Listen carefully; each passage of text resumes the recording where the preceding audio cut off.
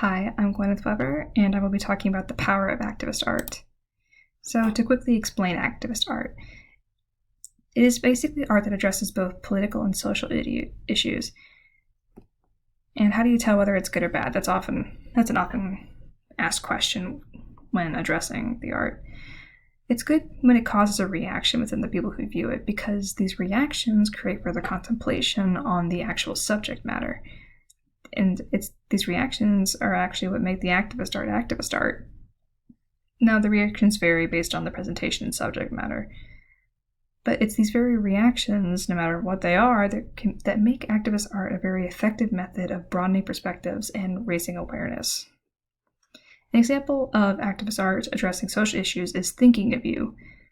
This was, as you can see, this basically consisted of a playing field being lined with clotheslines that were filled with donated skirts and dresses of victims of wartime rape at the time. This was a very powerful piece because it created such solidarity amongst the victims who were being pressured and forced to stay silent about the violence committed against them. It attracted global attention just for how powerful it was, and it raised a lot of awareness for the injustice in Kosovo at the time. Another example of activist art dealing with social issues is the piece Queer Alt Delete. This basically consisted of glitched photos of models.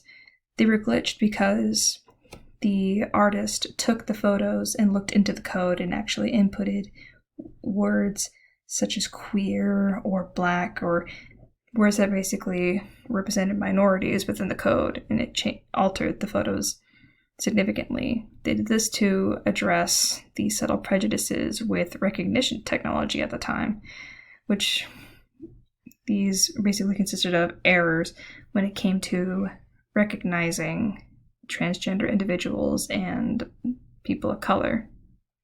This strange imagery allowed for more of a reflection of issues with self-identity, which is what a lot of transgender individuals and minorities had to deal with when it came to facing these glitches. Another famous example of art being used to attack social issues is the art of Mary Leunig. She used very shocking imagery to reflect her own personal feelings on maternal life and motherhood. And it was this actual shocking imagery that resulted in further discussion about her work. And this discussion allowed for preconceptions of maternal life to be challenged. And it actually resulted in major shifts in perspectives on maternal life. To go on to activist art addressing political issues, this drawing is a piece from an exhibit called The War is Seen by Children, which basically contained hundreds of drawings from children in war-torn countries during World War II. They were asked to draw these and basically draw whatever they were feeling regarding certain situations. And this art showed a very honest interpretation of the damage the war was causing at the time. And this